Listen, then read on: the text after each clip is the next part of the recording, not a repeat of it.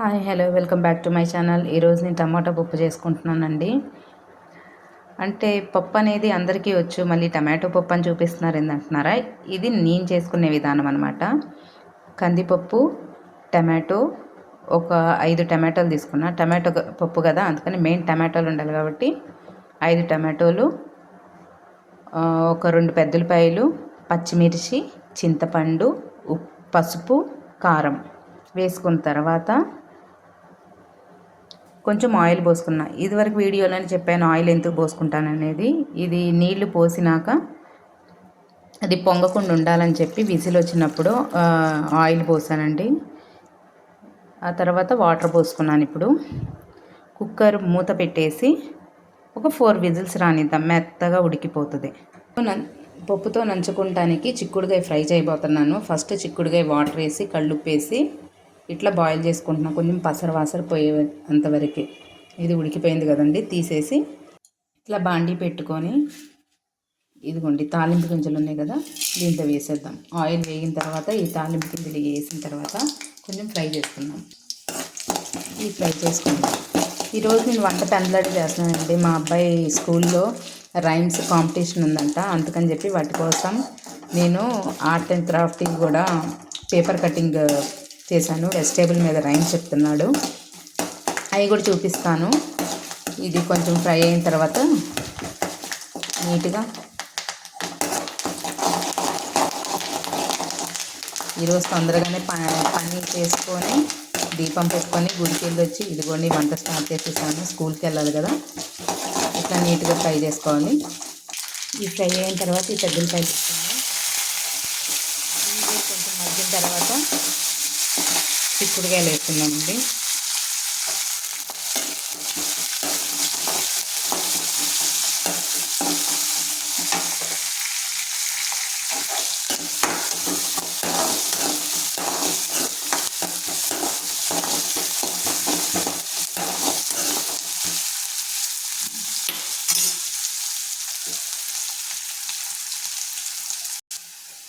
ఇలా నీట్గా పెద్దలపాయలు మగ్గిన తర్వాత ఇదిగోండి వాటర్ అన్నీ వంపేసుకున్నాను చిక్కుడుకాయలు. ఈ చిక్కుడుకాయలు ఇట్లా వేసుకున్నాను. ఇలా చిక్కుడుకాయలు వేసిన తర్వాత నీట్గా గిండితో కలపెట్టుకొని ఇప్పుడు కొంచెం సాల్ట్ వేసుకున్నాం. కొంచెమే వేసుకున్నామండి, ఎందుకంటే చిక్కుడుకాయల్లో ఆల్రెడీ మనం కళ్ళుప్పు వేసి ఉడకబెట్టుకున్నాం కాబట్టి కొంచెమే పడుతుంది, ఎక్కువ పట్టదు. కొంచెం, ఎందుకంటే చిక్కుడుకాయలు టేస్ట్ చూసుకోండి ఉప్పు సరిపోయిందా లేదా అనేది. నేనైతే చూడను, ఈరోజు శనివారం కదా, సాయంత్రం తింటాను, అందుకని నాకు అర్థమైపోతుంది ఎంత ఉప్పు వేసుకోవాలనేది. అందుకని చెప్పి ఇట్లాగ ఉప్పు వేసుకొని నీట్గా కలుపుకోండి. కుక్కర్ విజిల్ కూడా రెడీగా ఉందండి రావడానికి. ఇట్లా నీట్గా కలుపుకొని దీని మీద మూత పెట్టేసుకొని మీడియం ఫ్లేమ్లో మగ్గనిద్దాం. చూసారా, అట్లా ఆయిల్ పోసుకుంటే వాటర్ అనేవి బయటికి రావు, నీట్గా ఉడికిపోతుంది. కుక్కర్ కూడా నీట్గా ఉంటుంది, కడగడానికి చాలా ఈజీగా ఉంటుందండి. ఫస్ట్ నెక్స్ట్ ఏంటంటే నేను మొలకలు చేశానండి. మొన్న పెసరట్టు వేశాను. ఆ పెసరట్టు కొంచెం పెసలు ఉంచి నానబెట్టినవి మొలకలు చేశాను.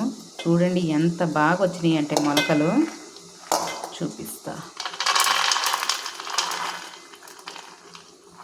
ఇలా కర్చీఫ్లో కట్టి పెట్టానండి. ఈ కర్చీఫ్ ఓన్లీ వంటకే వాడతాను నేను. ఏమైనా జొన్న రొట్టెలు, సజ్జ రొట్టెలు అట్లా చేసుకుంటానికి వాడతాను. చూసారా ఎంత బాగున్నాయో, వావ్.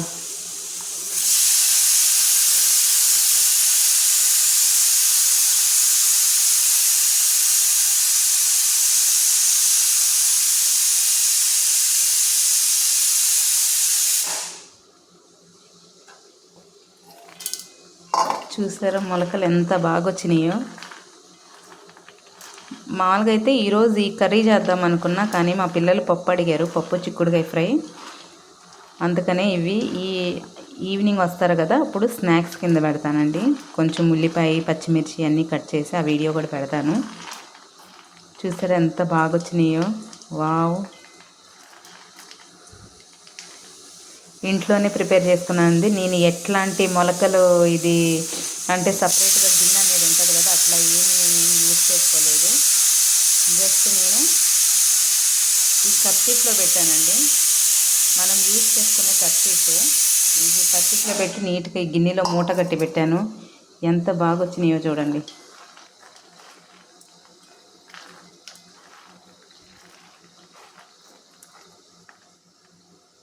ఇవి మధ్యాహ్నం ఈవినింగ్ స్కూల్ నుంచి వచ్చిన తర్వాత పిల్లలకి పెడతాను. అందులోకి ఇవి ఈ బాక్స్లో వేసేసుకుంటాను. చూడటానికి ఎంత బాగున్నాయో చూడండి.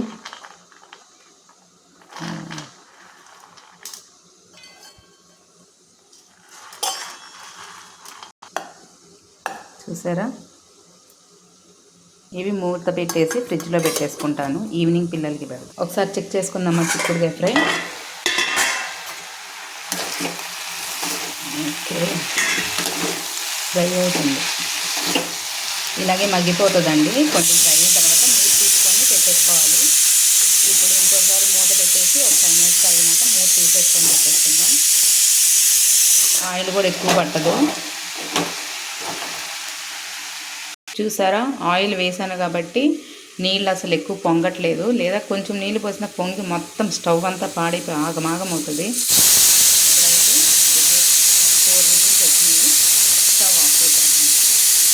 నేను చేసిన ప్రాజెక్ట్ అది చూపిస్తానండి బాబుకి.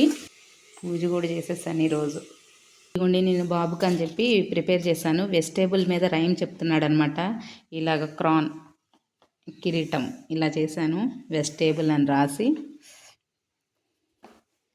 నెక్స్ట్ ఇవిగోండి పేపర్ కటింగ్ అనమాట.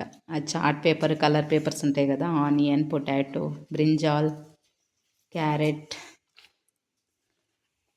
ఇవి టమాటో, గ్రీన్ పీస్, ఎట్లా బాగున్నాయి కదండి. ఇవి ఈరోజు చాలా పని అనమాట. ఇప్పుడు బాబు స్కూల్కి వెళ్ళి ఇవన్నీ డ్రెస్ మీద సెట్ చేసి ఆడు రైమ్ చెప్పేదాకా విని మళ్ళీ పిల్లల్ని స్కూల్ నుంచి తీసుకురావాలి. చూడండి ఎంత క్యూట్గా ఉంది కదా క్రాన్. వావ్, చూసారా? ఇప్పుడు నేను ఇది మూత తీసుకొని ఫ్రై చేసుకుంటున్నాను అండి. ఒక 10 మినిట్స్ ఇలా ఫ్రై చేసుకొని కొబ్బరికారం చల్లుకుందాం. ఈ లోపల ఈ పప్పు సంగతి ఏంటో చూద్దాం ఎక్కడి వరకు వచ్చిందో. ఓకే, స్టీమ్ కొంచెం ఉందండి, అయిపోకొచ్చింది. ఇలా తీయకండి, తీయకూడదు అలాగా. నేను ఇంకా నాకు స్కూల్కి టైం అవుతుంది, వెళ్ళాలి. పిల్లలకి రైమ్స్ అని చెప్పాను కదా బాబుకి. వాళ్ళు చెప్పేది చెప్పండి పక్కన పెడతానండి. ముందు వెళ్ళలేదనుకో, అందరు పేరెంట్స్ వచ్చారు, మీరే రాలేదు మమ్మీ, నువ్వే రాలేదు మమ్మీ, లేటుగా వచ్చావు, ఎప్పుడు లేట్ అయినా అంటాడు. అంత తొందరగా వెళ్ళినా ఎవరికైనా పని చేసుకుని ముందు ఉన్నాం అనుకోండి, వాళ్ళు సాటిస్ఫై అవుతారు, మనల్ని కూడా అనరు. అయిపోయింది. ఈ పప్పు ఎనుకునే లోపల ఒక గిన్నె పెట్టుకొని తాలింపుకి పెట్టుకుందామండి. ఈ కళ్ళుప్పు వేసి నీట్గా మెత్తగా ఎనుపుకుందాం. సరిపోతుంది.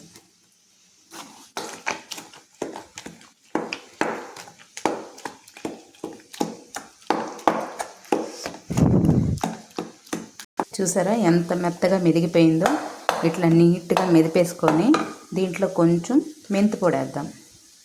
నాకు ఇష్టం అండి మెంతి పొడి. ఇట్లా వేసుకుంటే కూరలు టేస్ట్ బాగుంటుంది. కొంచెం వేసుకోవాలి, లేదంటే చేదు వచ్చేస్తుంది. వేసుకున్న తర్వాత ఇదిగో నీట్గా కలిపి ఇట్లా పక్కన పెట్టేసుకుంటాం. చూసారా? పచ్చిమిర్చి వేసిన నీట్గా మెదిగిపోయింది. ఇట్లా మెత్తగా మెదుపుకొని తాలింపు వేసుకుంటానికి ఒక గిన్నె పెట్టుకొని దాంట్లో ఆయిల్ పోసుకుంటున్నాను. ఆయిల్ పోసిన తర్వాత కొంచెం హీట్ ఎక్కిన తర్వాత పోపు వేసుకున్నాం. ఇలా హీట్ అయిన తర్వాత చిన్నపాయలు, ఎండుమిర్చి, తాలింపు గింజలు అన్నీ వేసుకొని నీట్గా ఫ్రై చేసుకోవాలి. అసలు చూసారా? కుక్కర్ మూతకి ఏమన్నా అంటుకుందేమో. ఈ ఆయిల్ వేయకపోతే కనుక మొత్తం రుచి అయిపోద్ది. ఇలా నీట్గా వేగిన తర్వాత